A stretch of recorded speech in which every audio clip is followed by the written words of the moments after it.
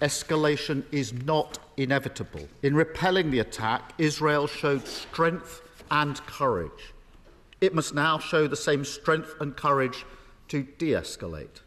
That has to be the primary objective. We support the defensive action taken by the UK over the weekend, alongside our international allies, against the Iranian attacks on Israel. And we welcome the Prime Minister's call for restraint. Once again, we all salute the professionalism and bravery of our armed forces. We also support the RAF planes being sent to the region to bolster Operation Shader. Their efforts are vital for a safer world. Mr. Speaker, there can be no doubt that the attack perpetrated by Iranian forces this weekend has left the world a more dangerous place. It targeted innocent civilians with a clear intent to destabilise the region.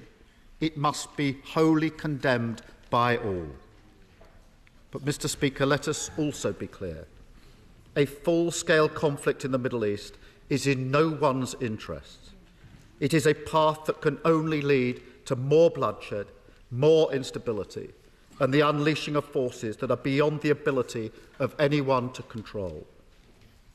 Mr. Speaker, the combined defensive action this weekend was a success, and because of that, lives were saved. As a result, escalation is not inevitable. In repelling the attack, Israel showed strength and courage. It must now show the same strength and courage to de-escalate. That has to be the primary objective. And, Mr. Speaker, that is the responsibility of all sides and every partner. We must be resolute and united in our support for the collective security of Israel, Jordan, and other partners in the region. But tensions remain very high. We must proceed calmly, carefully, and with restraint. Because if diplomacy takes centre stage, and it must, then we also need to be clear. Diplomatic premises should not be targeted and attacked. That is a point of principle.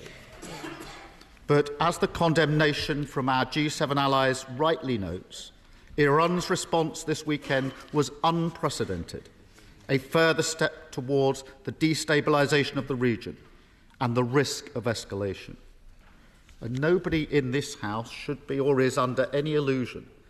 This is a regime that sponsors terror across the Middle East and beyond, that murders and represses its own people and supports Putin's war efforts in Ukraine.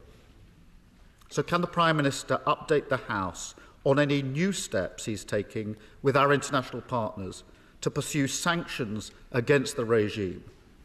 And can he clarify what steps he's taking to limit the power of the Revolutionary Guard to glorify terrorism here in the UK? Mr. Speaker, whilst there is no justification for Iran's actions, we cannot be naive to the fact that one of the drivers of tension in the region is the ongoing war in Gaza. 6 months on from the horrific Hamas terror attack, hostages remain separated from their families. Thousands of innocent Palestinians have been killed, and now more than 1 million people face the imminent threat of famine. So I urge the government again to use every ounce of diplomatic leverage that we have to make sure aid to Gaza is unimpeded and drastically scaled up. Alongside that, we reiterate our call for an immediate ceasefire, for Hamas to release hostages, and for a return to a diplomatic process that can rekindle the hope of a two-state solution. Mr. Speaker, it is right that we condemn Iran's action. It is right that we work with others to defend the security of our allies. And it is right that we seek the end of conflict in Gaza. But this is a moment for restraint, because escalation will only lead to further destruction, and for the sake of all those still caught in the horror and violence, that must be avoided. Thank you, Mr. Speaker. Minister. Mr. Speaker, I thank the right honourable gentleman for his support of the government's actions.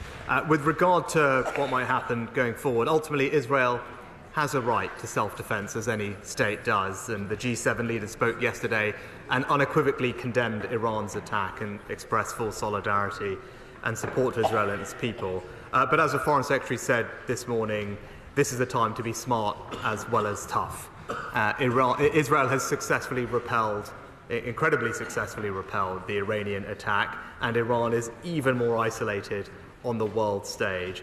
And as others have said, we would urge them to take the win at this point. We want to avoid further escalation and bloodshed. He's right that it would be deeply destabilising for the region and risk more lives, and all our diplomatics at this point will be geared towards that goal in partnership with our allies. Next, just turning to Iran. The behaviour of the Iranian regime, as I've said previously, including the actions of the IRGC, poses a significant threat to the safety and security of the UK and our allies. And yesterday at the G7, we agreed to work together on further measures to counter the Iranian regime and its proxies.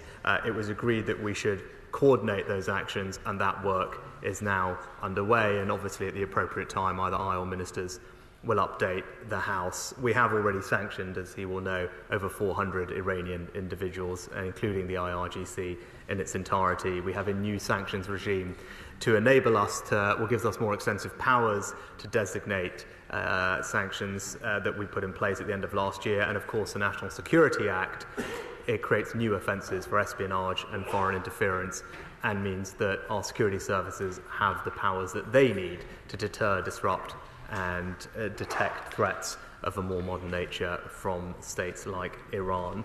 And lastly, with regard to diplomacy for Israel and the region, we're absolutely committed to a two-state solution and working very hard, using all our efforts to bring that about, particularly over the last few months, building up the capability, as I said, of the Palestinian Authority so that they have the technical and administrative capability that is necessary when the moment comes for them to provide effective governance in the West Bank and Gaza. It is absolutely my view and the government's view that Israelis and Palestinians should have the opportunity to live side by side in peace, with security, dignity and opportunity, and I'm proud of the role that the United Kingdom is playing.